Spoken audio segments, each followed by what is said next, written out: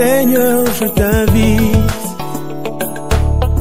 pour écouter la parole éternelle, car c'est l'heure du choix. C'est l'heure du choix. C'est l'heure du choix. C'est l'heure du choix.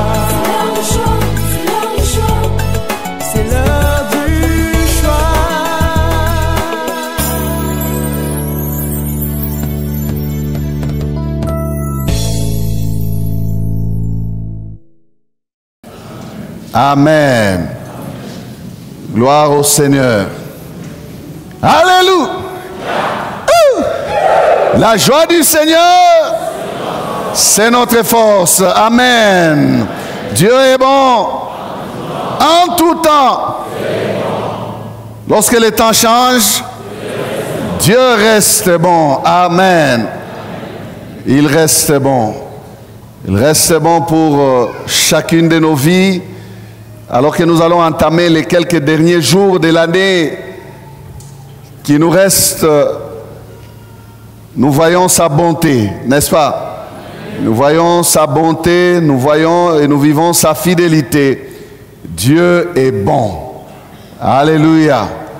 Et il est merveilleux. Salue ton voisin, dis-lui joyeux Noël. Que Dieu te bénisse. Alléluia.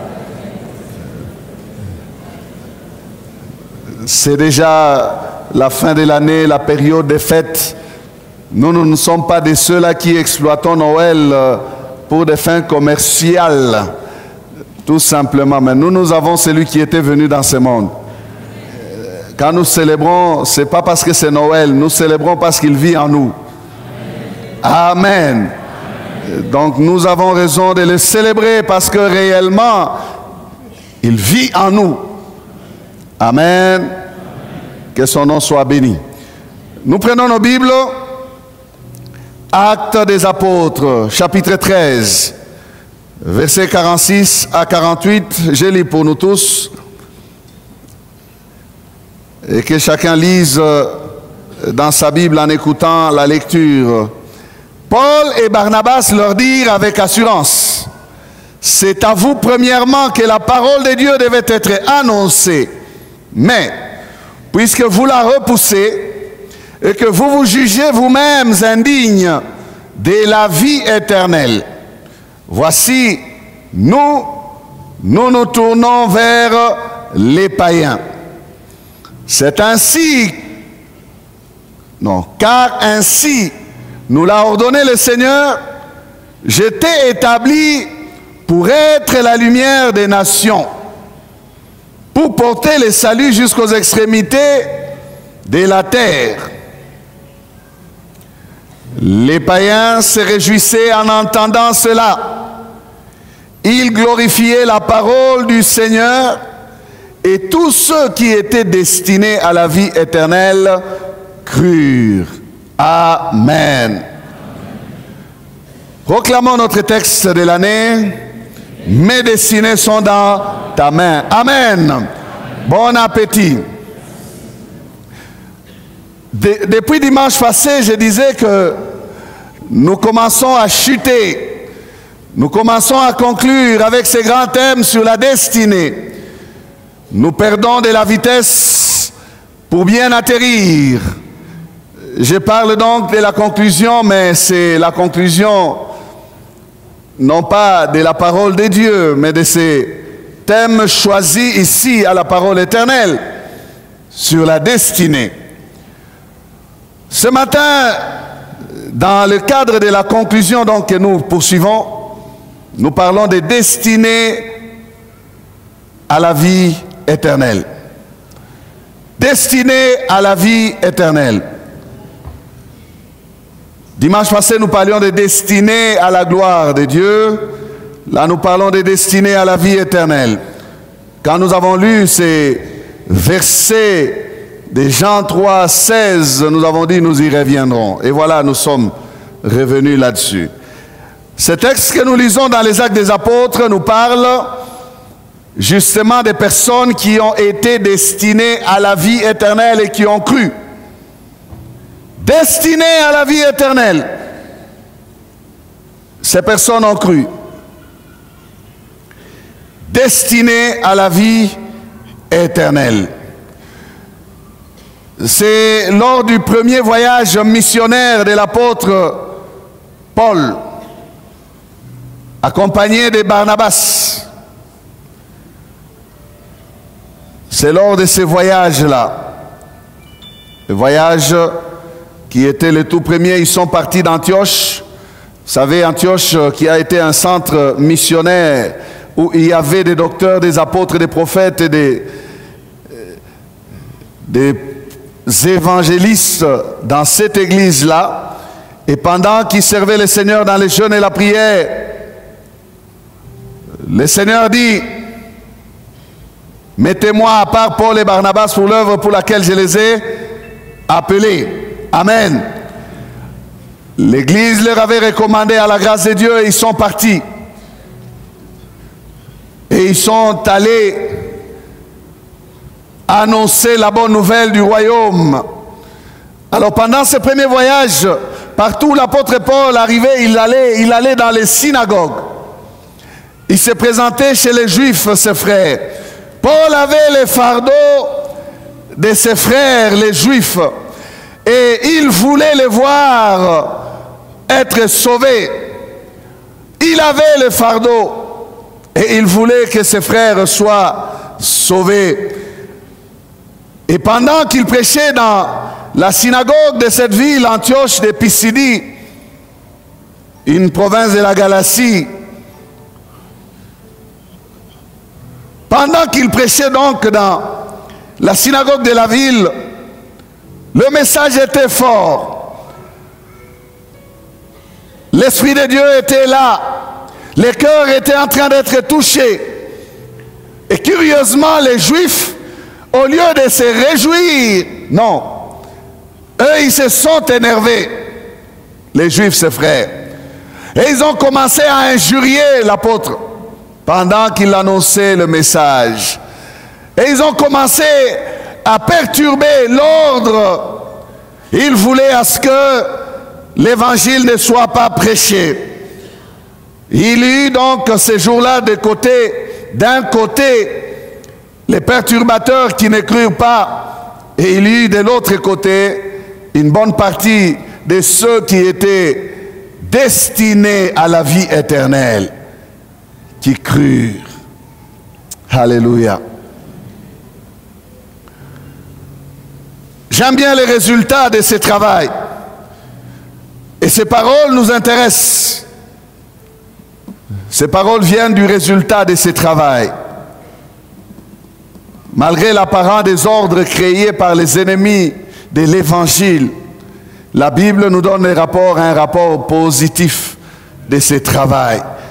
Les païens se réjouissaient en entendant cela. Et les Juifs alors, ils se fâchaient. Les païens se réjouissaient en entendant cela. Ils glorifiaient la parole du Seigneur. Et tous ceux qui étaient destinés à la vie éternelle crurent. Alléluia. Tous ceux qui étaient destinés à la vie éternelle crurent. Tous ceux qui étaient destinés à la vie éternelle. Êtes-vous destinés à la vie éternelle? Tous ceux qui étaient destinés à la vie éternelle. Je suis destiné à la vie éternelle. Amen. Destiné à la vie éternelle. Malgré les obstacles, malgré les perturbations, malgré les difficultés, ils ont été sauvés. Parce que destinés à la vie éternelle.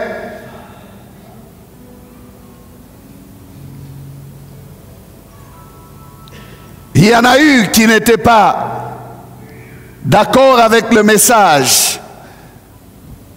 Et Paul a été direct avec eux. Il leur a dit: c'est à vous premièrement que la parole devait être annoncée. Pourquoi? Ils étaient des héritiers légitimes des promesses du Père. Mais l'apôtre leur explique, il dit: puisque vous-même, vous vous êtes sentis indignes, vous vous êtes sentis comment? indignes. Donc, vous-même, vous vous êtes retranchés. Ce n'est pas que Dieu vous a destiné à la perdition, non. Vous-même, vous avez fermé la porte. Amen. Il y a eu deux groupes. Ceux qui se sont disqualifiés par eux-mêmes et ceux qui se sont qualifiés.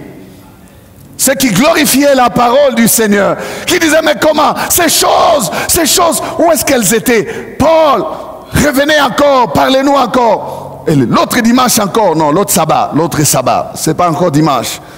Ils parlaient dans les synagogues les jours des sabbats. Ils aimaient entendre et ils voulaient les saluts. Ils voulaient les saluts. C'est à vous premièrement que la parole de Dieu devait être annoncée. Mais puisque vous la repoussez et que vous vous jugez vous-mêmes indignes de la vie éternelle, voici nous nous tournons vers les païens. Nous nous tournons vers les païens. Merci Seigneur, parce que si cela s'était limité aux Juifs seulement, où serions-nous, nous autres ici? Voyez l'amour de Dieu. Il s'est tourné vers les païens. Alléluia. Il s'est tourné vers les... Est-ce qu'il y a un païen ici? Mais oui, c'est nous les païens. Ah, vous voyez, ça devient difficile. Non, c'est nous les païens, nous sommes des païens. Nous ne sommes pas des païens parce que nous n'avons pas cru. Non, nous sommes des païens par rapport à Israël, nous sommes les nations. Ah, maintenant faites... Parce que nous sommes les nations. Ce sont les Juifs qui nous appelaient les païens. Amen. Nous tous qui ne sommes pas de la race juive dans la chair, nous sommes des païens, selon les Juifs. Donc nous sommes les nations. Dieu était venu premièrement pour eux, mais ils l'ont repoussé, bien-aimés. Jésus-Christ n'a-t-il pas vécu au milieu d'eux? Jésus-Christ n'a-t-il pas marché au milieu d'eux? Mais comment se fait-il qu'ils ont fermé le cœur? Dieu s'est tourné vers nous. Il s'est tourné vers nous. Ces hommes avaient la possibilité d'accéder à la vie éternelle, mais ils n'ont pas voulu, ils ne l'ont pas voulu. Et l'apôtre est clair, il fait de ces hommes responsables de leur choix. La vie éternelle leur était proposée, mais ils se sont eux-mêmes sentis indignes. Indignes. Alors j'aimerais bien aimer m'arrêter un tout petit peu sur ces petits mots destinés à la vie éternelle. Ce n'est pas une doctrine que nous défendons. Nous ne défendons pas cette doctrine-là de la prédestination au salut. Nous ne la défendons pas. Elle est discutée par plusieurs et elle est aussi optée par plusieurs qui vous disent des choses du genre, si quelqu'un est destiné à la vie éternelle, il finira par être sauvé.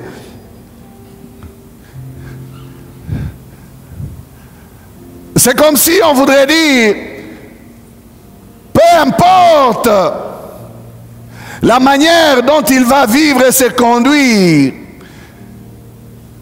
s'il est prédestiné au salut, il faut qu'il soit sauvé, même s'il ne fait rien. Ce n'est pas ce que la Bible nous enseigne. Non, ce n'est pas ce que la Bible nous enseigne. Il n'y a pas d'un côté des gens qui ont été créés pour le salut et de l'autre côté des gens que Dieu a créés pour l'enfer. Dieu ne serait pas un Dieu d'amour s'il en était ainsi. J'aimerais me faire très bien comprendre. Dieu n'a pas créé des personnes prédestinées à l'enfer et des personnes prédestinées au ciel. Non. Dieu a tant aimé le monde. Jean 3,16. Je reviens encore avec mon verset là.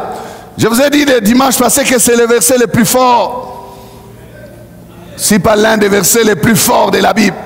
Car Dieu a tant aimé le monde qu'il a fait quoi? Qu'il a donné son Fils unique, afin que certains qui croient, afin que quiconque croit en lui ne périsse point, mais qu'il ait quoi? La vie éternelle.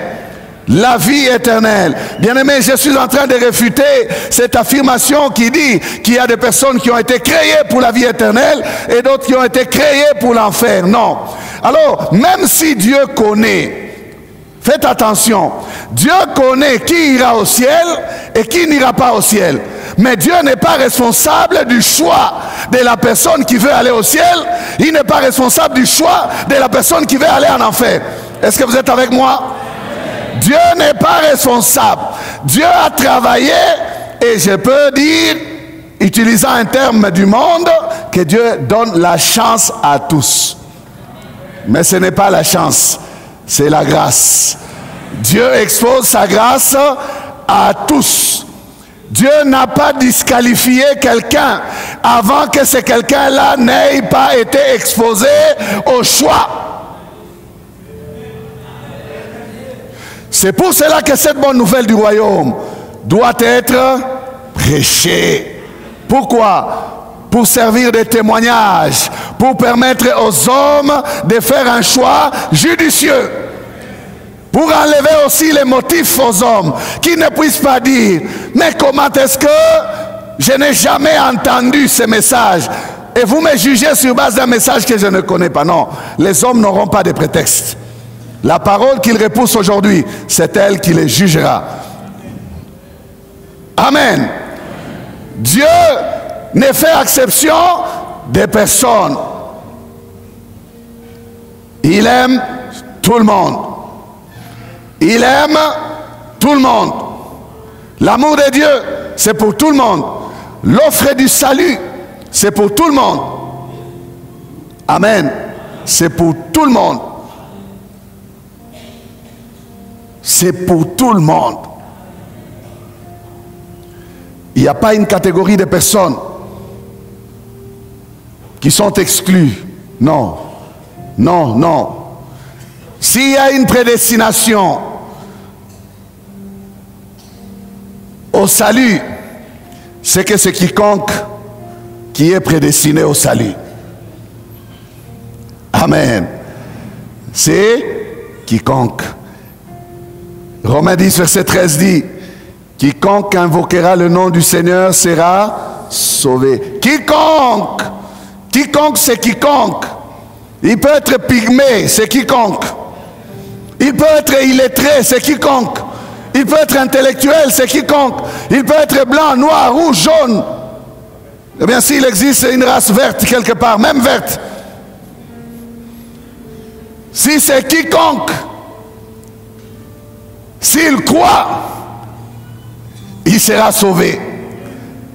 Dieu ne lui dira pas, non, pas toi, pas toi, pas toi. Non, jamais. C'est quiconque.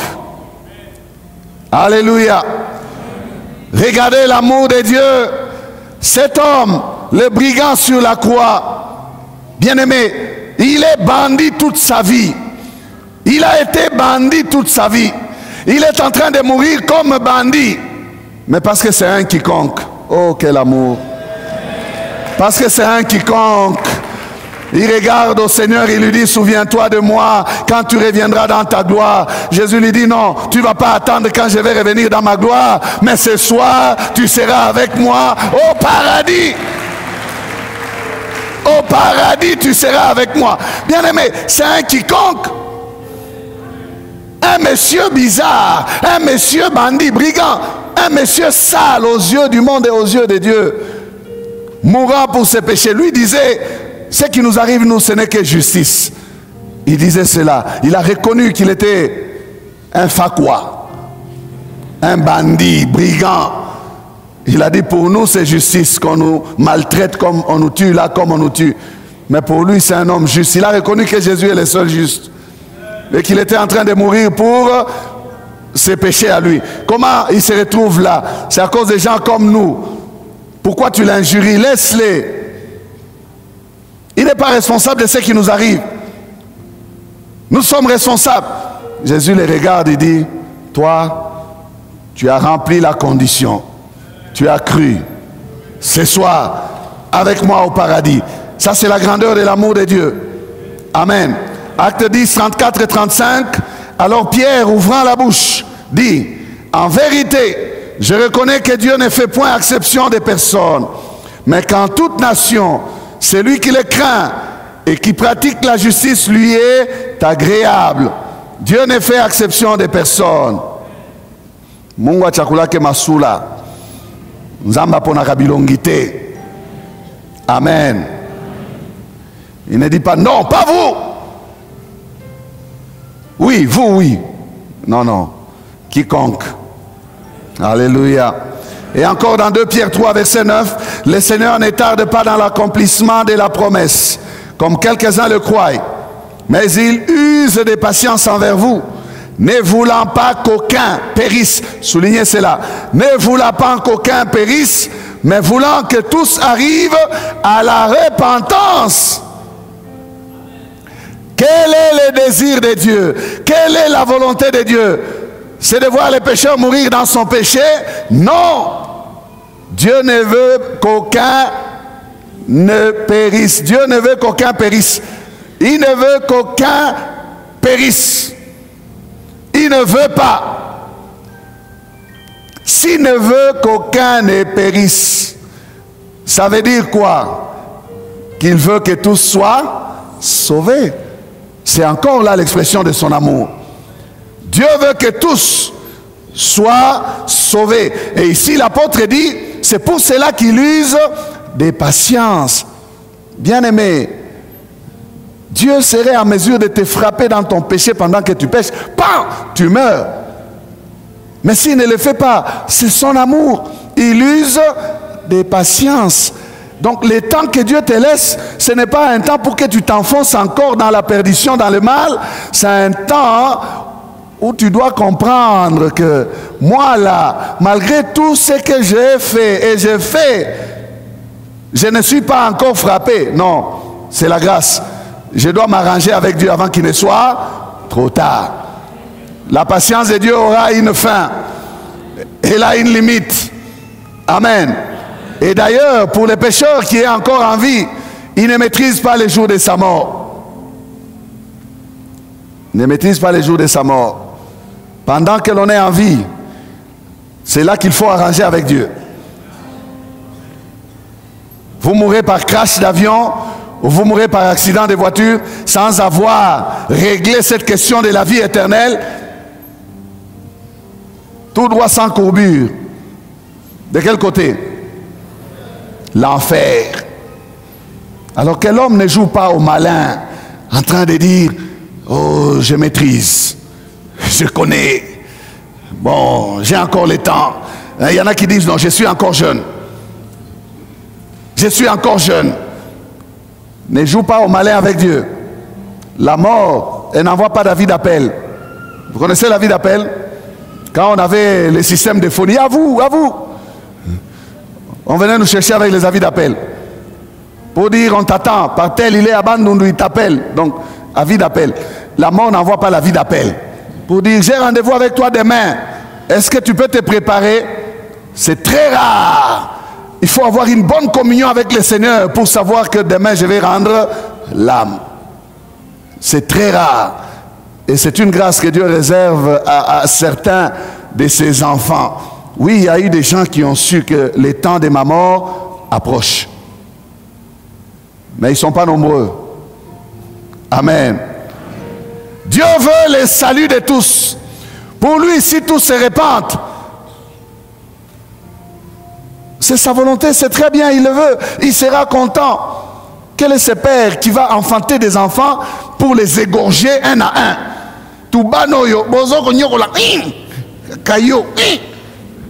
C'est un père méchant, mais notre père, il est bon. Il est responsable. Il use des patiences malgré nos multiples failles, nos multiples fautes. Il ne veut pas notre mort. Ça veut dire qu'il nous veut où? Dans la vie éternelle. Dans la vie éternelle, bien-aimé. La vie éternelle. Voilà ce dont il est question ce matin. La vie éternelle. Bien-aimé, la destinée n'est pas une destinée sans la vie éternelle. Non. Non, non. La destinée n'est pas une destinée sans la vie éternelle. Notre destinée n'est pas qu'une destinée terrestre. Non. Elle peut être terrestre, éclatante, riche et célèbre, mais sans la vie éternelle, elle est nulle. Nulle, vaine. Nous n'avons une destinée qu'en Dieu. Nous n'avons une destinée qu'en Christ. Celui qui est en dehors de Christ n'a pas encore retrouvé sa destinée. Il est errant. La Bible parle et dit, nous étions tous errants comme des brebis. Chacun suivait sa propre voie. Alléluia. Ceux qui n'ont pas encore rencontré Christ ne sont pas encore dans leur destinée. Il faut qu'ils retrouvent leur destinée. Amen. Nous voulons dire ce matin que la meilleure destinée, c'est celle qui contient en elle la vie éternelle. Qu'une destinée, c'est quelqu'un qui a rencontré le Seigneur et qui vit selon les plans du Seigneur et qui accomplit les plans du Seigneur dans ce monde. Amen. C'est celui-là qui a une destinée. S'il n'a pas ça, non, c'est bien. Il a peut-être toutes les autres choses de la terre. J'ai dit que sa destinée terrestre peut être éclatante, riche. Il peut avoir le succès, être célèbre sur la terre. C'est bien. Mais tant que son nom n'est pas inscrit dans les livres de vie, il est misérable. Misérable, sans destinée. Amen. La meilleure destinée, c'est celle qui contient en elle la vie éternelle. Bien-aimé, si tu as une destinée sans la vie éternelle, tu n'as pas une destinée du tout. Tu n'as pas une destinée, tu es encore errant. Errant ça et là, en train de chercher et de te rechercher. Toute destinée véritable, c'est une destinée éternelle. Celui qui a la vie éternelle a une destinée éternelle. Est-ce que tu me comprends ce matin? Celui qui a la vie éternelle a aussi une destinée éternelle. Ça veut dire que tu ne vivras pas seulement pour le temps de ton séjour ici-bas, mais ta destinée traversera ton séjour terrestre. Notre destinée n'est pas que terrestre. Elle est terrestre et céleste à la fois. Le Seigneur n'a pas travaillé pour nous seulement pour la terre. Non, non. Si nous recherchons, bien aimé, une meilleure destinée terrestre sans nous préoccuper de la vie éternelle, nous sommes les plus malheureux des hommes. 1 Corinthiens 15, verset 19. Si c'est dans cette vie seulement que nous espérons en Christ, nous sommes les plus malheureux de tous les hommes. Amen. Nous sommes les plus malheureux de tous les hommes. Si c'est dans cette vie seulement. Quand la Bible dit si c'est dans cette vie seulement, ça veut dire si cette vie terrestre, dans cette vie terrestre, dans ce siècle présent. Si nous n'avons une conception de notre salut que pour les choses de la terre, que pour les succès terrestres, que pour les bonheurs terrestres, nous sommes les plus malheureux des hommes. Amen. Si nous cherchons le Seigneur que pour la terre, tout le temps c'est Nzambe Pambola Sunga Batela Mungu Onekana. Autrefois j'allais prier au Djangwa ici quelque part là. Ah, j'aimais bien ces moments-là. J'entendais des prières. Donc vous passez, vous priez comme ça, vous entendez quelqu'un. Un jour, j'ai entendu une maman qui priait. Et sa requête, c'était une requête terrestre. Elle dit, Mungu wangu onekana maisha yangu. Nami nikuwe mutu. Nikamate ko kale kanani kale bana sukuma kakale. Na ingia na mingu nakasukuma.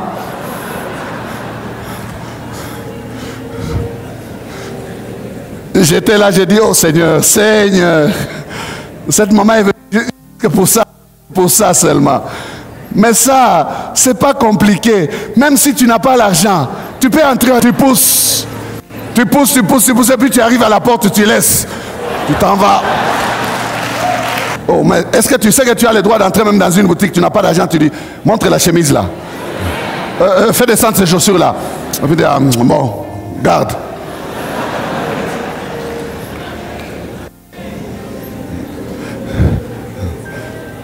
Donc il faut pas être là, tu es... Si vous avez un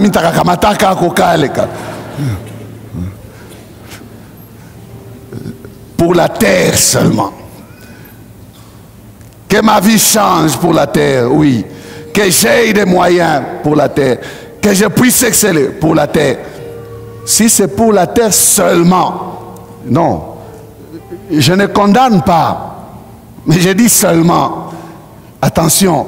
Si c'est seulement pour la terre, il dit, nous sommes les plus malheureux. Pourtant, nous, les chrétiens, nous sommes les gens les plus heureux. Mais comment serons-nous malheureux? Pourquoi? Si nous nous abaissons nous-mêmes, au lieu d'être des hommes qui ont une perception céleste de leur destinée, mais nous limitons notre destinée sur les plans terrestres. Nous devenons comme les communs des mortels, et alors que nous devions être en avant, nous reculons, nous sommes en arrière. Ok? En arrière. Nous sommes appelés, bien-aimés, à plus que cela. Amen. À plus que cela. Écoutez, Jésus-Christ a travaillé pour les deux. Et pour la terre et pour le ciel. Il a fait plus que les hommes. Il a fait plus que les hommes. Mais Jésus sait que les hommes ont aussi la possibilité de travailler, d'atteindre ces choses, même sans lui. Vous savez, le bien-être social, les dirigeants des nations peuvent accorder à leur nation le bien-être social. Aujourd'hui, les Européens n'ont pas envie de prier. Pourquoi? Ils ont le bien-être social. Les Américains ne prient pas beaucoup. Pourquoi? Ils ont le bien-être social. Donc Jésus sait que ces choses-là de la terre, l'homme peut les avoir même en travaillant. Alors c'est ce qui les rend malheureux. Il devient malheureux parce qu'il n'a qu'une vision limitée sur sa jouissance terrestre. Alors que Dieu l'attend dans les hauteurs. Dieu t'attend dans les plus. Dieu t'attend dans l'éternité, l'infini. Mais toi tu es dans les temps et l'espace, tu te limites là. Non. Les plus malheureux des hommes.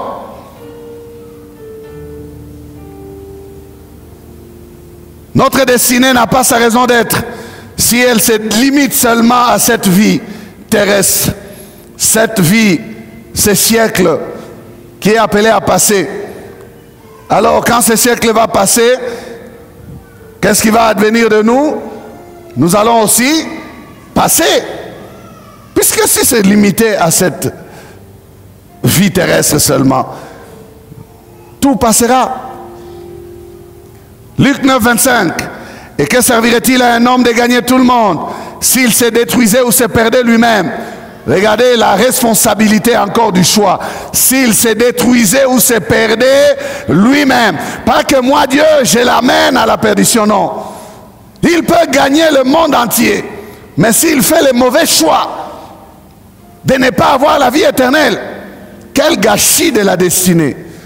Avoir le monde entier dans sa main sans être sauvé, c'est un gâchis de sa destinée. Oui. Vous savez, c'est une question que le Seigneur pose. Et que servirait-il à un homme de gagner tout le monde s'il se détruisait ou se perdait lui-même? Que servirait-il à un homme? Quelle est la réponse? La Bible ne donne pas la réponse. Pourquoi? Parce que la réponse est claire. La réponse, tout le monde peut la donner. Ça ne servira à rien.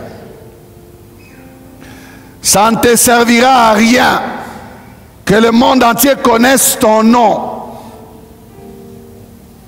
Si ton nom n'est pas connu au ciel. Et la parole de Dieu te rend responsable de ta propre destruction. Lorsque tu seras en train d'être détruit dans les feux de l'enfer, ce n'est pas Dieu qui en sera le responsable. Non, il dit, s'il se détruisait lui-même, s'il perdrait, ou il perdait son âme, se perdait lui-même, gâchis. Bien-aimés, nous devons comprendre cette vérité ce matin. Nous sommes destinés à la vie éternelle. Destinés à la vie éternelle. Notre destinée traversera la tombe. Nous ne sommes pas destinés à la terre seulement. Le travail que Christ a fait à la croix est pour les deux.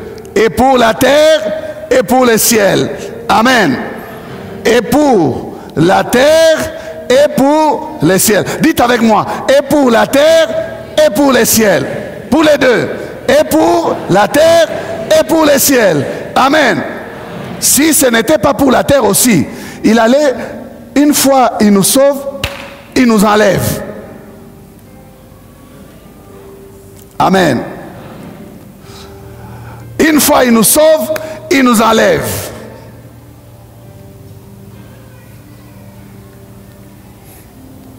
Mais non, Dieu ne nous a pas enlevés, sitôt sauvés, sitôt partis. Dieu n'attend même pas de nous sauver à la dernière minute de notre vie. Pourquoi Dieu ne fait pas cela? Parce que Dieu nous donne une destinée avec les deux facettes. Amen. Nous la vivons sur la terre et nous allons continuer à la vivre au ciel. Amen. Nous la vivons sur la terre et nous allons continuer avec elle au ciel. Sur la terre et au ciel. Pour la terre et pour le ciel. L'œuvre de la croix règle aussi la matière terrestre. Amen. Par ces meurtrissures, nous sommes guéris. Pourquoi? Pour vivre une vie abondante en bonne santé. Sur la terre. Sur la terre. Des riches qu'il était, il s'est appauvri pour nous rendre riches. Où? Sur la terre. Amen. Il dit le bon berger, il vient pour que ses brebis aient la vie et qu'elle est en abondance. Où? Sur la terre. Et puis après cette vie va continuer au ciel. Amen. Pas seulement au ciel. Nous ne devons pas avoir la tête au ciel, rien qu'au ciel, et notre corps aussi au ciel pendant que nous sommes sur la terre. Mais non, nous serons déséquilibrés. Et il y a beaucoup de chrétiens comme ça, qui trouvent que comme c'est le ciel qui est le meilleur endroit où il faut aller, ils n'assument pas les responsabilités du séjour ou de leur séjour terrestre. C'est de la démission. C'est une démission de ses responsabilités. Non, Jésus nous dit que nous sommes la lumière du monde. Nous sommes les sels de la terre. Oui, nous devons jouer notre rôle ici-bas. Avant d'aller au ciel, nous sommes appelés à démontrer notre vie chrétienne ici-bas. Voilà pourquoi il ne nous enlève pas quand il nous sauve. Il nous laisse en vie. Pourquoi il nous laisse en vie? Nous avons, bien aimé, une vie à démontrer aux autres. Amen. Comment les autres connaîtront-ils s'il n'y a personne qui parle? S'il n'y a personne qui vit les œuvres de Dieu? S'il n'y a personne qui a rencontré, connu Dieu, qui peut leur démontrer ce qu'est Dieu?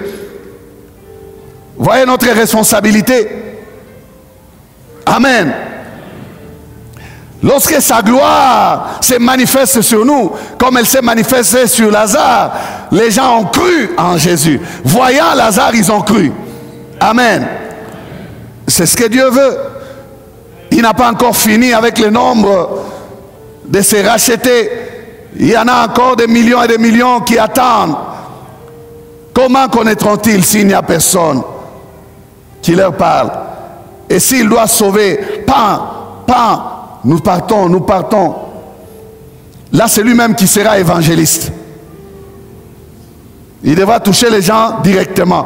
Or, il nous a confié la mission de témoigner. Il nous a donné le Saint-Esprit pour que nous puissions témoigner.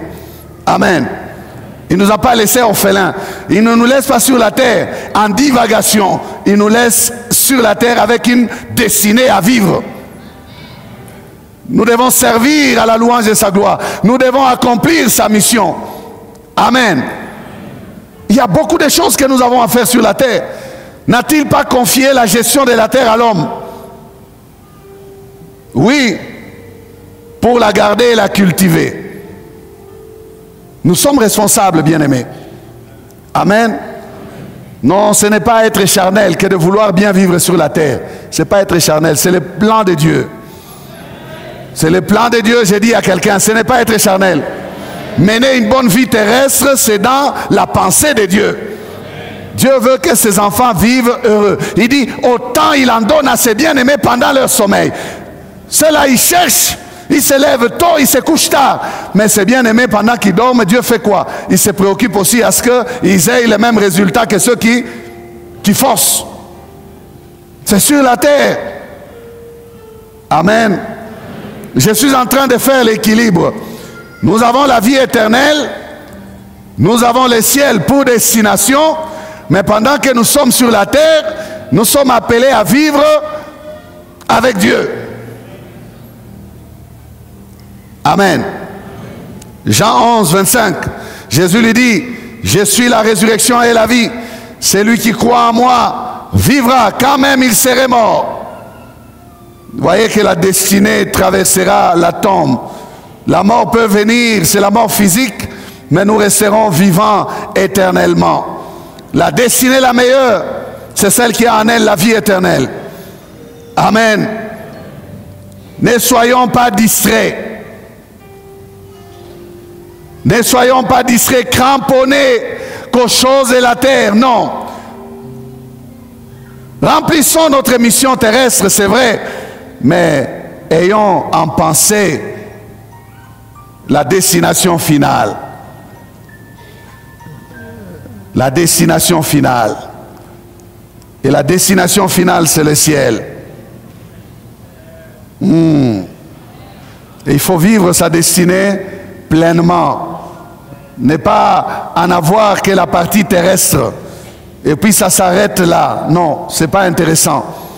Il faut vivre sa destinée pleinement. Et terrestre et céleste. Ceux qui suivent le Seigneur doivent se rassurer. Nous avons un Dieu équilibré. Nous avons et pour la terre et pour le ciel. Être chrétien, cela ne signifie pas être déconnecté de la réalité de la vie terrestre. Non, au contraire, on l'aperçoit mieux quand on a déjà la perception du ciel. On ne s'encombre pas trop. Amen. On n'entre pas en compétition pour les choses de la terre. On sait en jouir avec contentement. On sait vivre avec une bonne mesure parce qu'on a une perception du ciel et on sait qu'on est étranger sur la terre. On ne va pas trop s'encombrer. Qui a l'avantage? C'est celui qui comprend où il va. Amen. Il sait bien jouir de son présent parce qu'il a un futur qu'il a préparé déjà. Amen. Notre destination finale, c'est le ciel. Ne restons pas à l'arrêt, appelé terre. Non, nous devons continuer à marcher. Amen. Nous devons continuer la course jusqu'à arriver à la destination finale.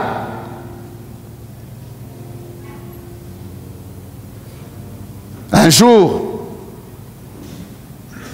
ils ont posé une question, c'est Pierre qui a posé la question au Seigneur. Il dit ceci, Marc 10, verset 28 à 30, Pierre s'est mis à lui dire, voici, nous avons tout quitté et nous t'avons suivi. Jésus répondit, je vous l'ai dit en vérité, il n'est personne qui, ayant quitté, à cause de moi et à cause de la bonne nouvelle, sa maison ou ses frères, ou ses soeurs, ou sa mère, ou son père, ou ses enfants, ou ses terres, ne reçoive au centuple, présentement dans ce siècle-ci, des maisons, des frères, des sœurs, des mères, des enfants et des terres, avec des persécutions, et dans les siècles à venir, la vie éternelle. Quel équilibre! Quel équilibre! Jésus dit que je vous paye et pour la terre et pour le ciel. Vous avez tout quitté à cause de moi, je commencerai à vous payer d'abord ici-bas et ensuite au ciel. Donc vous ne devez pas perdre confiance ou espoir et dire, nous seulement nous attendons le ciel. Oh, regardez le Congo, en tout cas c'est une déception. Nous attendons le ciel où ce sera bien. Non, ce sera une des missions de nos responsabilités. Nous sommes appelés à arranger le Congo avant qu'il ne revienne. Parce que Dieu nous demandera à nous Congolais, qu'avez-vous fait du cobalt? Oh, les Chinois prenaient. Qu'avez-vous fait de l'or? Oh, les Zimbabwéens prenaient. Et du diamant, les Ougandais prenaient. Et du coltan, les Rwandais prenaient. Et vous-même, vous aviez quoi? Nous étions en train d'attendre le ciel, nous prions. C'est ça? Ça nous concerne. Ça nous concerne, frère.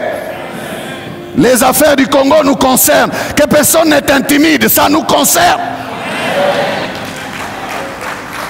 Les affaires du Congo nous concernent. Il ne faut pas vivre, non. Non, non. Hey, écoutez, hey, vous êtes des frères, hein? Occupez-vous du ciel. Mais nous allons vivre comment sur la terre? Nous avons besoin du pain, non? Qui doivent être les meilleurs travailleurs? Est-ce que ce ne sont pas les chrétiens? Qui doivent être les meilleurs travailleurs? Ce ne sont pas les chrétiens. Qui doivent obéir au maître convenablement? Ce ne sont pas les chrétiens. Bien aimés, comment est-ce que nous comprenons notre évangile? Pour le ciel seulement? Non. Même en exil, Dieu disait à son peuple, priez pour le bonheur du pays dans lequel je vous ai amené en captivité. Parce que votre bonheur dépend de quoi? De son bonheur. Notre bonheur terrestre dépend du Congo où nous vivons. Quand je dis que personne n'est intimide, c'est pour te responsabiliser. Je ne t'envoie pas faire des compétitions avec lui. Non, laisse-les. Il fait sa part. Toi, fais ta part. Transforme ton milieu. Influence qui tu peux influencer. Sois correct. Apporte la justice. Apporte la lumière. Apporte la vérité. Travaille. Remplis ta mission des chrétiens. N'aie pas la haine contre qui que ce soit. Toi, tu dois aimer. Prie pour tes dirigeants. Amen. N'entre pas dans leur combat. Ce n'est pas ton combat. Toi, tu combats à genoux. Combat à genoux, mais intéresse-toi au pays. Prie pour le pays. Amen. Prie pour le pays. Bien-aimé, Dieu a des choses qu'il peut faire aussi pour ce pays parce que nous sommes là. Nous prions. Nous avons besoin de ne plus continuer à gémir. Dieu a aussi des choses qu'il peut faire. Alors, n'écoutez pas l'orgueil de ceux qui parlent seulement, mais confiez-vous au Seigneur. Dites, Seigneur, qu'est-ce que toi tu veux pour ce pays? Quand nous écoutons certaines choses, ça nous menace. On a envie de fuir. Est-ce que tout le monde a les moyens de fuir? D'autres disent, Botegarambo Kango, Tokabolambongo, Topanzana. Ça, c'est le plus pessimiste qui parle comme ça. Ce pays se relèvera. Apprenons à prophétiser sur le Congo. Apprenons à déclarer la parole de Dieu sur le Congo. Il se relèvera. Alléluia. Dimanche prochain, élection. Au nom de Jésus.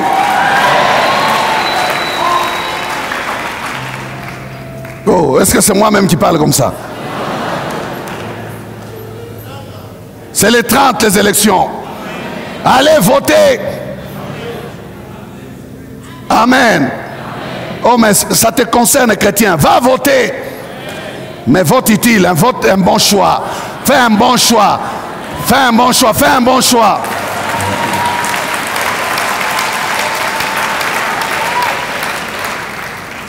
Le Seigneur est équilibré. Il dit, si vous avez quitté à cause de moi, je vous paye ici-bas d'abord. Et puis après, je vous payerai au ciel. Mais il dit, je vous ajoute aussi un peu de matabis et de persécution. Parce que moi, je suis venu, je vous ai donné ces choses en souffrant. Vous aussi, vous devez participer à mes souffrances. Amen. Oui, la souffrance du chrétien, ce n'est pas seulement une souffrance physique. Même, elle est même morale. Pourquoi est-ce que je parle de toutes ces choses qui ne vont pas bien? C'est parce que je souffre. Amen. On peut manger, mais on a une douleur au cœur. De voir les méchants prospérer, de voir les désordres prendre la place de la justice et tout ça. Non, non, non, on souffre. Il nous donne ces choses, mais il dit avec un peu de... avec des persécutions. Nous devons participer aussi à sa souffrance. Amen. On va aller vite et terminer. Écoutez l'ordre des priorités. Matthieu 6, verset 32-33. Il dit, car toutes ces choses, ce sont les païens qui les recherchent. Votre Père Céleste sait que vous en avez besoin. Cherchez premièrement le royaume et la justice de Dieu, Et toutes ces choses vous seront données par-dessus. La question que je me suis posée, c'est laquelle? Elles nous seront données par-dessus où? Au ciel? Les païens recherchent. Il nous dit à nous de nous calmer. Il nous dit à nous de mettre quoi? Les priorités en leur place. Si nous mettons les priorités en place, qu'est-ce qu'il nous promet? Les par-dessus. Il nous promet les par-dessus. Il dit, vous aurez aussi. Ne courez pas après les richesses comme les païens. Ne pensez pas qu'être député, c'est ça, arranger sa vie. Pour 21 postes, il y a 500 personnes. Mais non, on dit. Pour 500 postes, il y a 40 000. Mais comment non? Mais non. Il n'y a pas la vie qu'à la députation nationale et provinciale.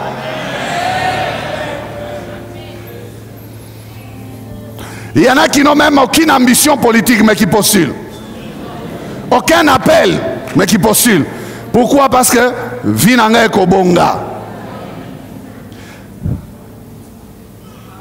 On ne sait pas que c'est une responsabilité.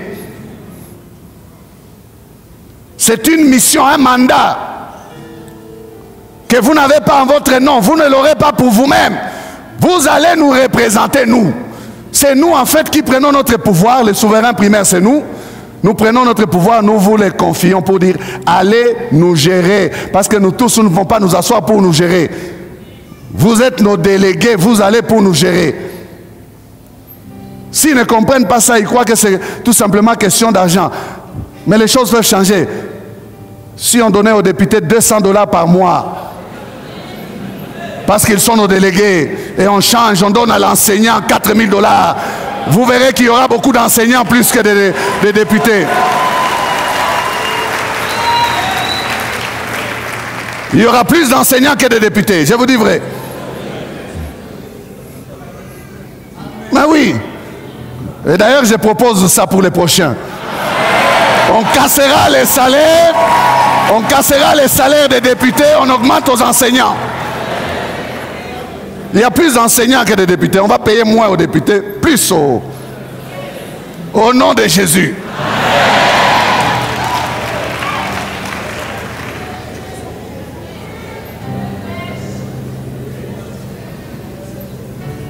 Bien-aimés, c'est à nous de vouloir de cette vie éternelle. Je termine. Jean 6, 24, 29. Jésus a répondu à des personnes qui les cherchaient. Après le miracle de la multiplication des pains, ils l'ont cherché, ils sont arrivés en prenant des barques pour le suivre là où il était. Et maître, quand est-ce que tu es venu ici? Jésus leur répondit, en vérité, je vous l'ai dit, vous me cherchez, non parce que vous avez vu des miracles, mais parce que vous avez mangé des pains et que vous avez été rassasiés.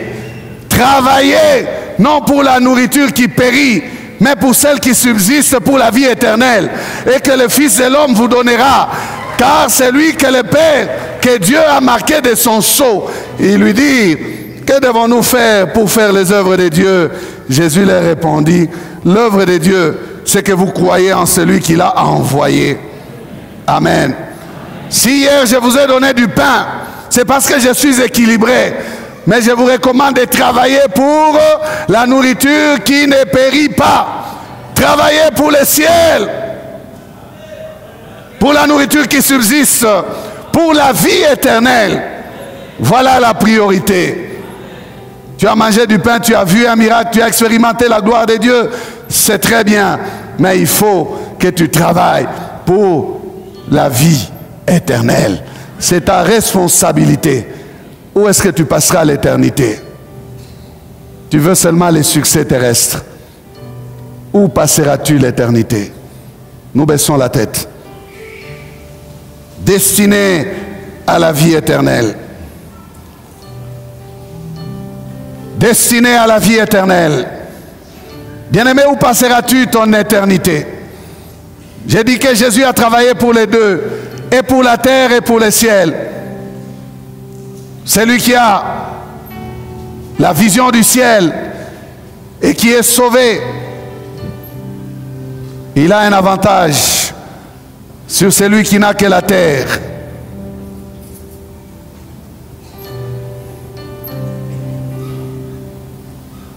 Ne veux-tu pas donner ta vie à Jésus ce matin? Lui dire, Seigneur, me voici, je te donne ma vie.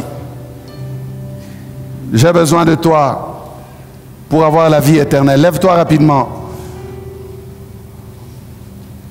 Je ne veux plus vivre pour la terre, mais je veux le ciel. Nous sommes en route vers une destination éternelle. Merci. Merci. Lève-toi.